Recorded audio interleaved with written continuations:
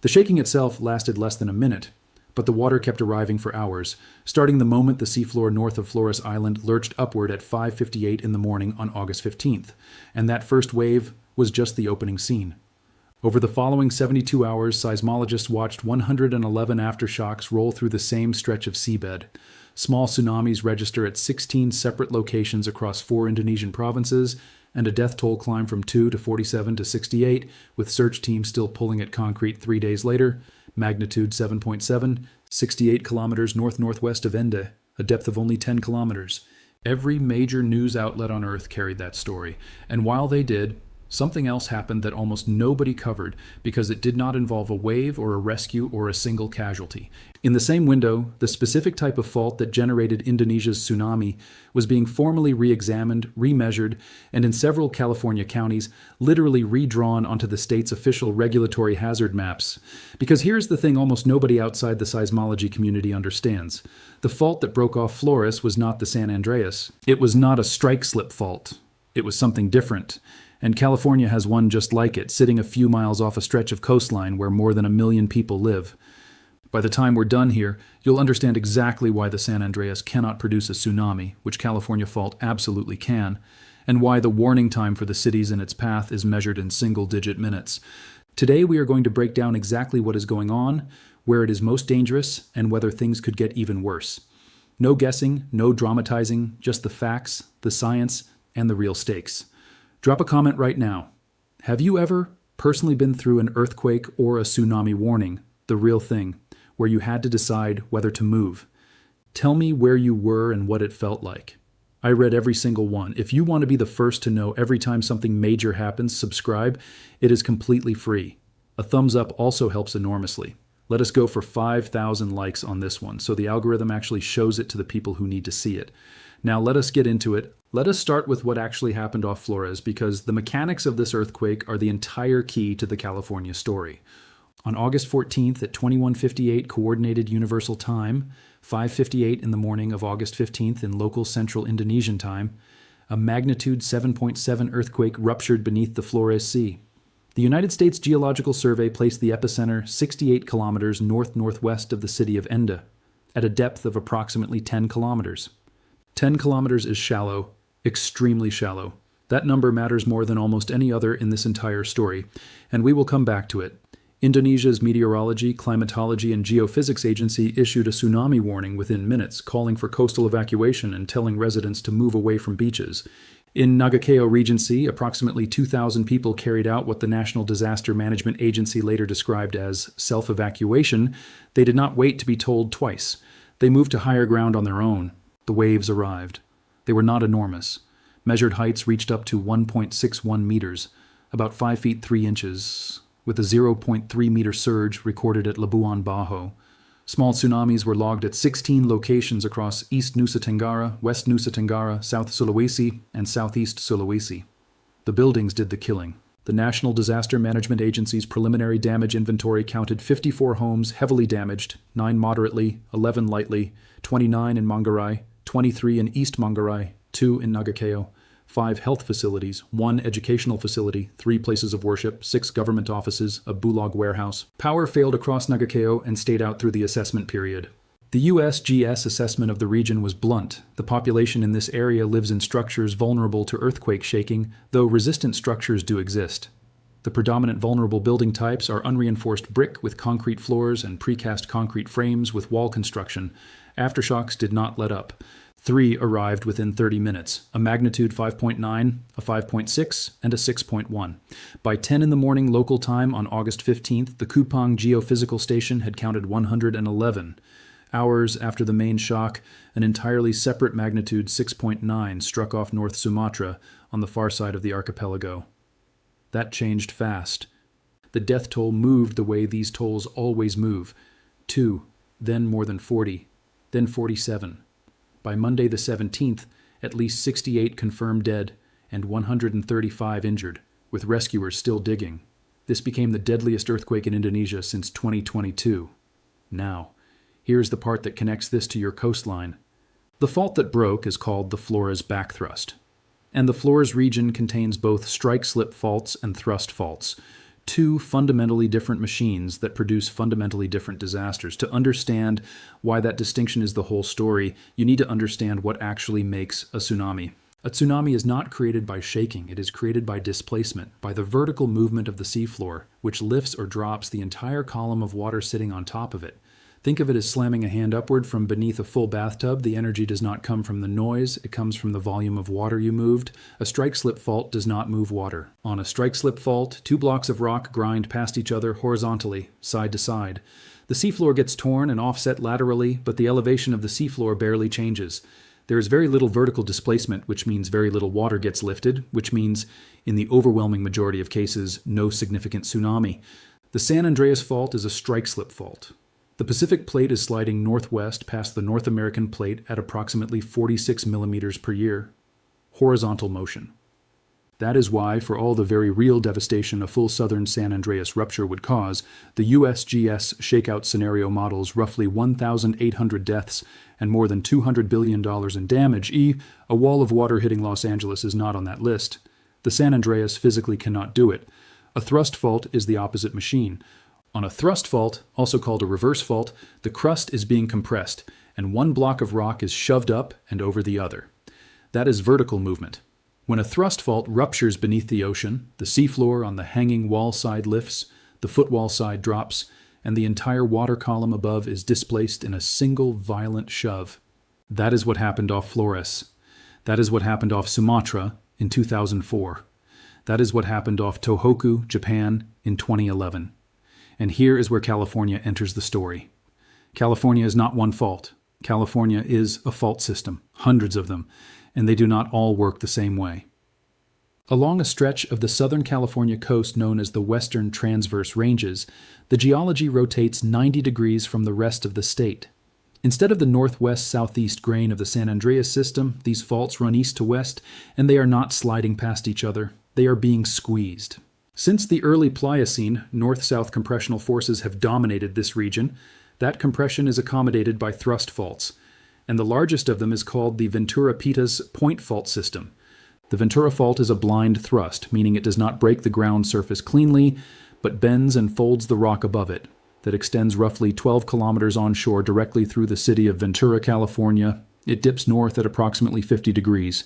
It accommodates dip-slip rates estimated between 3.3 and 6.9 millimeters per year, part of a regional convergence of 6 to 11 millimeters per year across the Ventura Basin, and it does not stop at the water's edge. Its offshore western continuation is the Pitas Point Fault, which runs east-west beneath the Santa Barbara Channel, linked to the lower Red Mountain Fault and to deeper structures beneath the basin. Offshore, thrust, vertical displacement, underwater. That is the same machine that broke off Flores. Now let us talk about what that actually means in human terms, and about the difference between the community that had a warning and the community that will not. Indonesia has learned this lesson at a terrible price, and the memory is local. In December 1992, an earthquake and tsunami struck the same island by Flores and killed approximately 2,500 people. That is not distant history to the people who evacuated in Nagakeo Regency last week. That is the reason 2,000 of them moved uphill without waiting for anyone to tell them. The 1992 disaster is why Indonesia's warning system exists in its current form. The Meteorology, Climatology, and Geophysics Agency issued its alert within minutes on August 15th. Coastal residents received it. The system worked. 68 people still died, almost entirely from collapsing buildings, not from water, and the tsunami warning was later canceled as the wave heights came in at survivable levels. The difference between 2,500 deaths and 68 is not luck. It is a warning system, 34 years of institutional memory, and a population that knows what the ground means when it moves that way. Now compare that to Ventura. In 2015, a research team led by Kenny Ryan at the University of California, Riverside, working with geophysicist David Oglesby, published three-dimensional dynamic rupture models of an earthquake on the Pitas Point and Lower Red Mountain faults in Geophysical Research Letters. They modeled the Pitas Point fault at roughly 45 kilometers long, about 31 miles, and the Lower Red Mountain fault at approximately 35 kilometers or 22 miles. In their simulation of a magnitude 7.7 rupture, almost exactly the magnitude that struck Flores last week, the resulting tsunami split into two waves. One moved north toward Santa Barbara. It reached the city in approximately 5 minutes. 5 minutes. Not the 30 minutes coastal Sumatra has. Not the hours a distant Pacific source would give. 5 minutes between the shaking stopping and the water arriving. For a city of roughly 90,000 people, in a state where most residents have never been told their coastline has a local tsunami source at all, the modeled inundation exceeded the existing state hazard prediction, particularly around Ventura Harbor, low-lying areas farther east that were not previously expected to be in harm's way. The study suggested Ventura and Oxnard could face greater tsunami flooding than the maps then in force accounted for, and the shaking itself would be severe in its own right. A separate study involving Gareth Funning, an associate professor of geophysics at UC Riverside, confirmed that the Ventura-Pitas Point fault lies relatively flat beneath much of the coast between Ventura and Santa Barbara, which means a potential source of large earthquakes sits only a few miles beneath those cities. Funning's team concluded the fault would likely cause stronger shaking and more damage than previously suspected. These are not just geological findings. They are human experiences waiting for a date. So what are scientists actually watching, and what has genuinely changed on the map? The most significant shift is in how big this system is now believed to be capable of getting. Paleoseismic work published in Geosphere, trenching the Ventura blind thrust at sites including Day Road, plus prior work at Pitas Point and the eastern San Cayetano fault, found evidence that these faults appear to rupture relatively frequently in large magnitude events in the range of magnitude 7.5 to 8.0, not 7, not 7.2, up to 8. The reason those numbers climbed is multi-segment rupture. Researchers working through the Ventura Special Fault Study Area, a coordinated effort involving geologists from Harvard, USC, San Diego State, UC Riverside, and the USGS, have been mapping how the Ventura Fault, the Pitas Point Fault, the Mid-Channel Fault, and the San Cayetano Fault link together at depth. Improved three-dimensional fault geometries support the prospect of large, multi-segment ruptures. When faults that were once modeled separately are shown to be mechanically connected, the maximum possible earthquake gets bigger, because the rupture no longer has to stop where the old map said it did. This is the same modeling shift that reshaped hazard estimates statewide. The Uniform California Earthquake Rupture Forecast, UCERF3, introduced new faults, revised slip rates on existing ones, and for the first time, accommodated multi-fault ruptures across the model. Faults get added. Rates get revised. The map is not a fixed object, and it changes in the regulatory world too, not just the research literature. In November 2025, the California Geological Survey released official new and revised Alquist-Priolo earthquake fault zone maps covering the Sierra Madre fault zone through Pasadena, Arcadia, Glendale, La Cañada Flint Ridge, Monrovia, Sierra Madre, and Los Angeles County, and the San Gregorio fault zone through Half Moon Bay, San Mateo County, and Santa Cruz County. Those are regulatory zones. When a parcel falls inside one, it changes what can be built there and what a seller must disclose. Homeowners in 8 jurisdictions woke up inside a hazard zone they were not in the week before. Keep an eye on the other offshore sources too. California's tsunami inundation maps for Ventura County already model local sources including the Channel Islands Thrust Fault, the Anacapa Doom Fault, the Catalina Fault, and 2 separate Goleta submarine landslide scenarios, alongside distant sources like a Cascadia magnitude 9.2. Submarine landslides deserve their own mention. Earlier modeling of the Channel Islands thrust system found regional tsunamis with around 2 meters of run-up from a magnitude 7.3 source, but up to 15 meters of local run-up from submarine landslides that an earthquake could trigger. The wave does not always come from the fault itself. Sometimes the fault just knocks the hillside off the continental slope.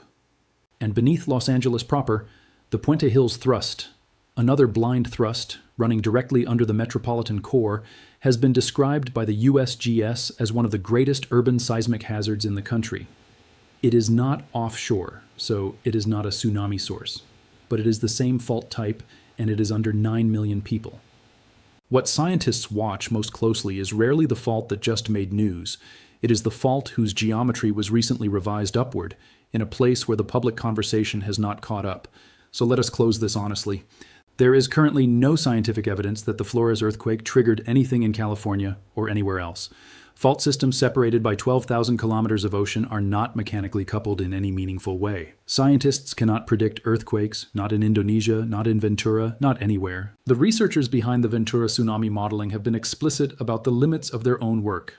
Many of the assumptions about fault conditions that went into those models are, in David Oglesby's own framing, not terribly well constrained.